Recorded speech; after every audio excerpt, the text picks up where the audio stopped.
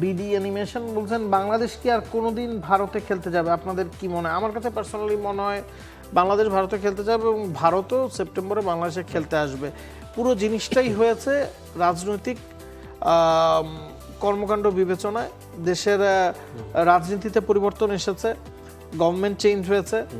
আমরা দেখেছি যখন মুস্তাফিজ ভারতে আইপিএল থেকে বাদ পড়লেন, তখন গভর্নমেন্টের তরফ থেকেই বলা হয়েছে যে এখানে বাংলাদেশকে ছোট করা হচ্ছে। তখনকার ক্রীড়া উপদেষ্টা আসলে জানিয়ে দিয়েছিলেন যে বাংলাদেশ কোনোভাবেই খেলতে যাবে না। আইসিসি বা বিসিসিআই যে খুব বেশি চেষ্টা করেছে বাংলাদেশকে নেওয়ার, তা না, সেটার বদৌলতে কিন্তু পাকিস্তান ম্যাচ না খেলার হুমকি দিয়েছে।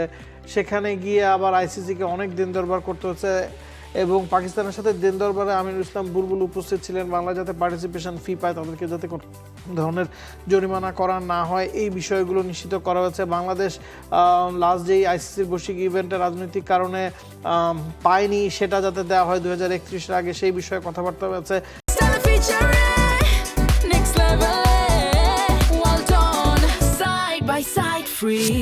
আমার কাছে মনে হচ্ছে ইটস মুভিং ফরওয়ার্ড।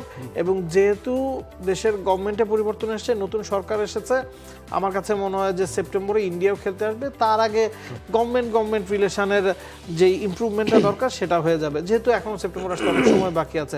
আর বাংলাদেশে ইন্ডিয়া যাওয়া তো আরও অনেক পরের ব্যাপার, ততদিন পর্যন্ত এই রেস থাকবে বলে আমার মনে হয় না। এই জিনিসটা সোশ্যাল মিডিয়াতে অনেকেই মনে করে থাকে যে পাকিস্তানের সঙ্গে ভারতের যে বিরোধ, বাংলাদেশ সেই কাতারে পড়ে গেল কিনা, এই প্রশ্নটা অনেকের মনে ঘুরপাক খায়, অনেকেই আশঙ্কাটা করেন। Depends on government.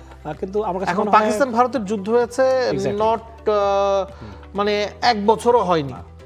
বাংলাদেশ ভারতের কিন্তু কোনো যুদ্ধ হয়নি, বা বাংলাদেশ ভারতের কোনো ধরনের রাজনৈতিক বৈরিতা সেটা যে আপনার সীমান্তে গিয়ে খুব বেশি প্রভাব পড়ছে তা না। ভারত পাকিস্তানের ক্ষেত্রে যেটা সত্য, ভারত পাকিস্তানের বড় ধরনের যুদ্ধ হয়েছে 8 মাস আগে, এরকম কিছু ঘটেনি। For more updates, subscribe to our YouTube channel and click on the bell icon. Follow us on Facebook and Instagram.